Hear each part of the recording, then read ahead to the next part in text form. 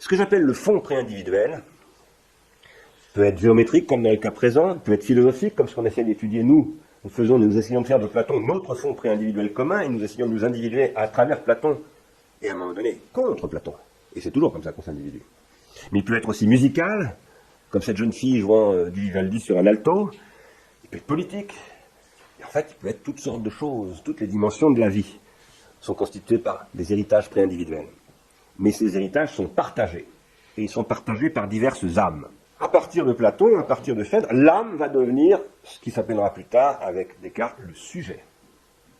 Et finalement, la base de ce que Freud appellera l'appareil psychique. Et que Simondon, lui, appelle le processus d'individuation psychique. L'individuation psychique forme des individus comme vous et moi en ce moment. Nous sommes en train de nous co-individuer. Et en nous co-individuant, nous transformons nos mémoires. Nous ne sommes que des mémoires. Ça, c'est vous. Vous êtes une accumulation de mémoires. C'est tout ce qui vous est arrivé depuis votre naissance, et peut-être même avant votre naissance, disons depuis votre conception. Et là, c'est ce qui est en train de vous arriver en ce moment même. C'est une nouvelle spire qui est en train de s'écrire. On peut représenter comme ça. Ça, qu'est-ce que c'est? C'est moi. C'est moi qui vous parle. C'est moi qui vous parle et qui vous parle au nom d'un collectif que j'incarne en tant que la philosophie, que vous écoutez collectivement vous-même. Et ce que je suis en train de vous dire, vous l'écrivez dans votre mémoire. Je dis bien, vous l'écrivez. Pas moi qui l'écris. Vous l'écrivez. On y reviendra là, dans 2 semaines. Vous l'écrivez dans votre mémoire, c'est-à-dire dans votre cerveau. Vous êtes en train d'écrire dans votre cerveau, ce que je suis en train de dire. Plus ou moins bien, d'ailleurs. Parce que on peut écrire très mal dans son cerveau. Dans ce processus d'écriture de votre mémoire, vous participez à un processus d'individuation collective, à l'écriture d'une spirale plus grande que vous et que moi, qui en l'occurrence s'appelle pharmacone.fr, ou l'école de philosophie d'Épinal. Parce que là, c'est ce qui se produit tous les 15 jours ici. C'est l'écriture d'un truc comme ça, qui est composé de spirales plus petites, on y revient. Vous allez me dire, on tourne en rond. Non, on ne tourne pas en rond, on tourne en spirale, justement. Une spirale n'a pas de fin, comme vous le savez. Et donc, si elle n'a pas de fin, ça veut dire qu'elle s'infinitise, et donc nous sommes dans un processus de co-infinitisation. Nous infinitisons ensemble. Cette spirale, admettons que ceci représente ce cours-là de l'école de philosophie d'Épinal, s'inscrit dans d'autres spirales, celles auxquelles vous participez. Celles auxquelles nous participons ensemble, par exemple. Beaucoup d'entre nous sont français ici, peut-être tout le monde aujourd'hui, je ne sais pas. Il y a souvent des gens qui ne sont pas français, mais le processus de l'écriture politique de la France, par exemple, c'est une immense spirale, à l'intérieur de laquelle, sous laquelle toutes sortes de spirales se constituent. Dans ce genre de spirale, il y a des tourbillons, parce que ces spirales sont des tourbillons qui interagissent dialogiquement. Quand je dis dialogiquement, ça veut dire par un dialogue. Vous allez me dire, là, on ne dialogue pas, c'est moi qui monologue. Mais si, on dialogue, parce que ça va revenir tout à l'heure dans la discussion, plus tard par les emails, ou autrement. Mais aussi diachroniquement, c'est-à-dire qu'il y a du temps qui se produit. L'individuation, c'est la production du temps. Non pas du temps qui s'écoule comme une horloge, mais du temps de l'individuation. Nous nous individuons. Nous avons des époques dans notre existence. Un jour, nous changeons sur tel point. Nous changeons de point de vue, par exemple, sur une question. Puis un jour, ça peut arriver qu'on change du tout au tout. On était alcoolique et on ne boit plus. Ben ça, c'est un changement. Ou bien, on était sobre et on devient alcoolique. Ça aussi, c'est un changement. Mais des changements comme ça, il y en a plein, tout le temps. Quoi qu'il en soit, ces changements produisent des processus métastables. Métastable, on y reviendra, ça veut dire ni stable. Stable, ça veut dire mort en réalité. Instable. Ce qui est stable, c'est ce qui est mort. Ni instable. C'est-à-dire ni complètement brownien, complètement, c'est mort aussi, en fait. C'est-à-dire complètement décomposé. Non, métastable, c'est entre l'équilibre et le déséquilibre. Comme dira Elia Prigogine, qui est un chimiste, qui a découvert ce qu'il appelle les structures dissipatives, loin de l'équilibre. Ce qui est entre l'équilibre et le déséquilibre, je l'avais déjà dit, je crois ici, c'est le mouvement. Lorsque nous marchons, nous sommes entre l'équilibre et le déséquilibre. C'est-à-dire que c'est la vie. La vie, c'est une forme de la métastabilité. Si vous voulez en lire plus là-dessus, vous pouvez lire un bouquin qui s'appelle, d'un physicien de mécanique quantique, j'arrive plus à retrouver son nom tout à coup. Ça me reviendra peut-être tout à l'heure, sur la vie, qui est un livre très important. Cela étant, pour que cela se produise, pour que ce type de processus se produise, il faut un fond pré-individuel qui garde en lui un potentiel d'individuation qui est recouvert mais qui peut être découvert, c'est-à-dire individué, par l'intermédiaire d'hypomnémata. C'est ce que j'appelle un potentiel d'individuation. Et je reprends un terme de Simondon. Il y a un potentiel d'individuation dans le latent, dans ce que Simondon appelle le milieu pré-individuel, je reviendrai sur ce point-là tout à l'heure, et quand je m'individue, en tant que n'importe quel individu psychique cette fois-ci, eh bien j'individue une partie de ce potentiel. C'est-à-dire, dans ce potentiel, il y a quelque chose qui était là, qui n'était pas individué, et d'un seul coup, c'est moi qui vais l'individuer. Cette chose-là qui n'était pas individuée et que moi je vais individuer, en tant que je suis telle personne et pas telle autre, hein. Stigler, ça n'est pas, hein, je ne sais pas qui. C'est ce que les Grecs appellent la moira. On dit la moire parfois tout simplement, mais la moira c'est le partage, c'est le lot, c'est ce qui m'est échu. On traduit parfois par les dons d'ailleurs. Et vous savez qu'il y a toute une mythologie de la moira où on distribue les dons dans l'Hadès, etc. Bon, je ne vais pas rentrer dans ce détail, c'est très bien raconté par Jean-Pierre Vernant là aussi. De ce point de vue-là, si on dit que ce qui revient, la revenance, c'est ce qui constitue un potentiel d'individuation, c'est accessible à tout le monde. Oui, à tout le monde, mais plus ou moins. Et par excellence, le poète, c'est le poète dont on avait parlé l'an passé en commentant cette lettre qui est d'Arthur Rimbaud, c'est celui qui s'appelle le voyant et qui incarne l'individuation par excellence. C'est-à-dire celui qui ne transige pas avec la désindividuation. C'est lui qui est toujours, au risque d'en être extrêmement pénible d'ailleurs. Je sais pas, vous connaissez peut-être des artistes et des poètes, c'est pas des gens toujours faciles. Hein, peut-être casse-pied, n'est-ce pas? Alors, cette lettre-là, qu'est-ce qu'elle dit? Le dérèglement de tous les sens, c'est archi connu, c'est ce qu'il y a de plus connu dans les lettres de Rimbaud. Eh bien, ça revient à, on n'accède pas à ça dans un état ordinaire. Hein. Il faut passer sur un plan d'extraordinarité. Mais moi, ce que je soutiens, c'est que l'individuation a toujours un rapport à l'extraordinaire. Toute forme d'individuation.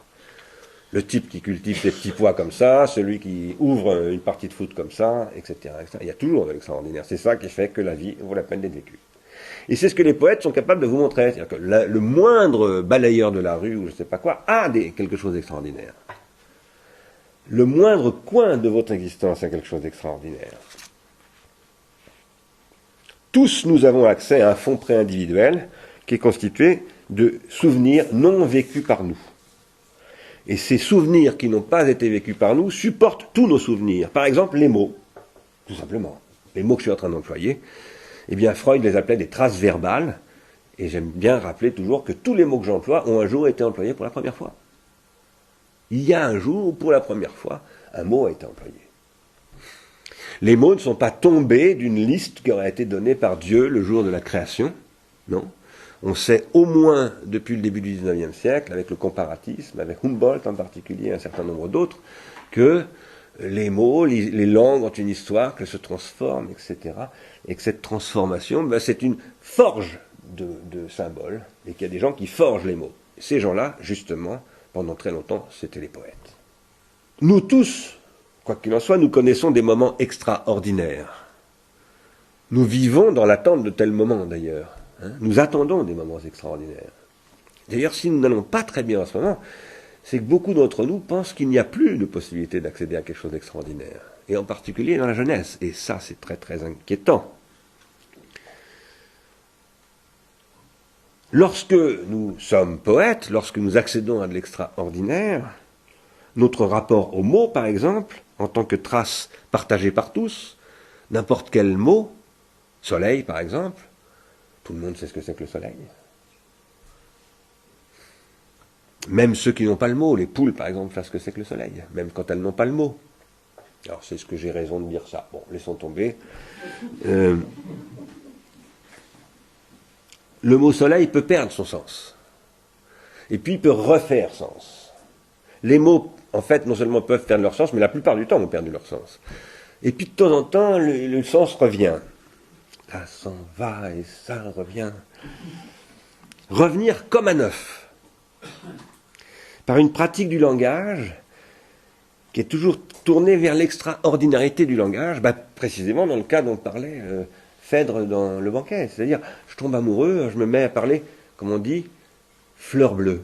Vous voyez ce que je veux dire? Il y a un joli livre de Raymond Queneau qui s'appelle Les fleurs bleues. On se met à parler fleurs bleues. Le gamin de 13 ans devient poète. Il écrit des poèmes. La petite fille, ou la jeune fille. Par exemple, celle-ci. C'est le printemps de la mémoire, avais-je dit l'autre fois. C'est-à-dire, dans la mémoire non vécue, qui peut toujours devenir morte, parce que c'est pas la mienne. Donc je la reçois comme morte, toute cuite en fait, stéréotypée. Eh bien, je peux la réactiver. Et ça, c'est la renaissance du langage, à travers les jeunes filles, à travers les poètes, à travers nous tous en réalité, lorsque nous avons quelque chose à dire. Lorsque nous parlons, les mots reprennent un sens, reprennent couleur, comme on dirait de quelqu'un qui a perdu connaissance et qui tout à coup retrouve un peu de couleur. Lorsque nous parlons, ce qui est rare, la plupart du temps nous blablatons, nous ne parlons pas, alors les mots retrouvent leur fraîcheur native. Ces apparitions, ces visions, ces idées, ces revenances que constituent toutes ces rétentions secondaires collectives, puisque c'est de ça dont je parle, tous ces mémoires communs, tous ces souvenirs communs qui me sont transmis à travers le langage, mais pas simplement le langage, les façons de parler.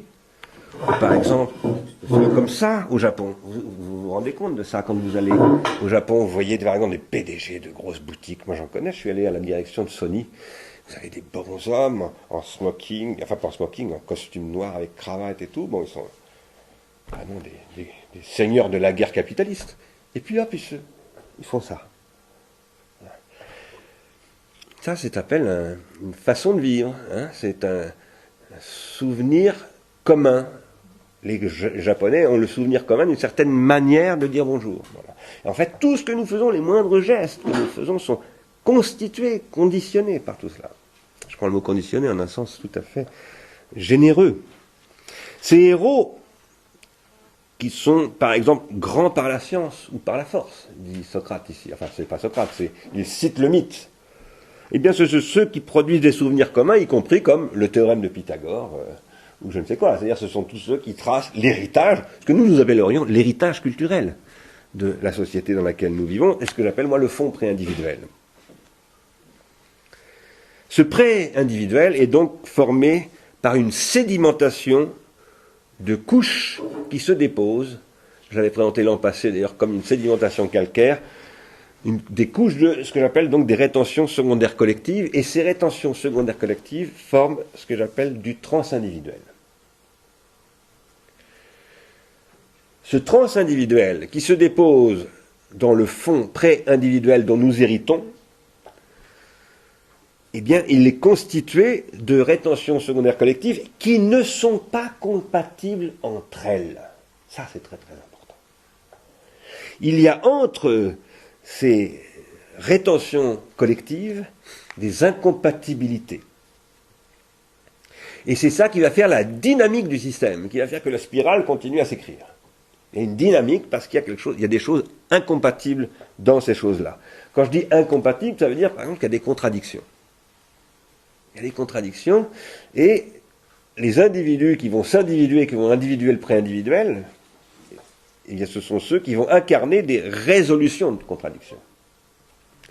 Ils vont, comme dit Simondon, on le verra tout à l'heure, résoudre des problèmes, ce que Simondon appelle des problèmes. Gilles Deleuze aussi, d'ailleurs, parle de problèmes. Donc, le pré-individuel, qu'est-ce que c'est? C'est l'ensemble de rétentions secondaires collectives, partagées, des souvenirs partagés par plusieurs, parfois par tout le monde, qui sont des souvenirs de ce que nous n'avons pas vécu, mais qui nous est transmis, qui forment un potentiel d'individuation et que relie le transindividuel. Le transindividuel reliant tout cela en tant que, et là j'utilise une expression de Heidegger, un jeu de renvoi. Dans ce texte, Heidegger dit « le monde est constitué de relations entre des signes et des outils », dit-il, fondamentalement. Et ça constitue un jeu de renvoi. Moi, ce que je soutiens, et je quitte très vite Heidegger et je passe chez Simondon, je soutiens que ce que j'appelle les rétentions secondaires collectives sont en rapport les unes avec les autres sont nouées par des relations. Et ces relations, qu'est-ce qu'elles forment? Du transindividuel. Et Gilbert Simondon dit le transindividuel, c'est la signification. Ce que je vous dis, moi, c'est que dans le fond pré-individuel, qui est constitué par des souvenirs qui flottent comme ça dans le fond pré-individuel, des souvenirs que nous n'avons pas vécus, qui sont supportés par des hypomnématas, c'est-à-dire par des objets, par des rétentions tertiaires, par des mots, par... Eh bien, entre toutes ces choses qui flottent dans le fond pré-individuel, il y a des relations, et ces relations constituent ce que Simondon appelle du transindividuel, c'est-à-dire de la signification. Quoi qu'il en soit, les souvenirs collectifs, les rétentions secondaires collectives, se déposent en couches, vous disais-je, se sédimentent et forment une sorte de tapis dans lequel se trament des motifs, les motifs d'une mémoire collective à partir de laquelle je peux penser, et c'est à nouveau ma spirale qui revient. Mais cette grande spirale-là dont je vous parle, qui est ce fond pré-individuel, elle est pleine de fantômes, elle est pleine de revenances, elle est pleine d'un pouvoir de revenir, et de revenir différemment, comme quelque chose d'autre que ce que c'était autrefois. Et c'est ça qui constitue le potentiel d'individuation du fond pré-individuel. Autrement dit, si le transindividuel se présente à la conscience comme signification, c'est ce que je vous disais tout à l'heure, comme ce qui relie les souvenirs collectifs entre eux et donne des règles, en tant qu'il est aussi le pré-individuel, ce transindividuel, quand il est dans sa modalité pré-individuelle, si je puis dire, reste inconscient. Et dans cette mesure, il est porteur non seulement de signification, mais de sens, d'un sens potentiel. C'est-à-dire que ce transindividuel qui reste inconscient, eh bien, il peut ressurgir en moi pour produire non plus simplement la répétition d'une règle, mais un sens nouveau, c'est-à-dire un processus d'individuation, une transformation. Le pré-individuel, c'est ce qui contient un potentiel d'individuation, disais-je, qui est capable de s'individuer. Le pré-individuel, c'est ce grand machin, contient un potentiel d'individuation qui est capable de s'individuer à travers ces petits machins, c'est-à-dire qui sont des individus psychiques, si vous voulez, petites structures spirales qui sont nous, par exemple. Parce qu'il y a dans les relations de renvoi entre les rétentions secondaires collectives, entre les souvenirs, qui peuvent être des objets, qui peuvent être des mots, qui peuvent être des livres, qui peuvent être tout ce que vous voulez, des incompatibilités, vous disais-je tout à l'heure, hein, des problèmes à résoudre, ce que Simondon appelle des déphasages.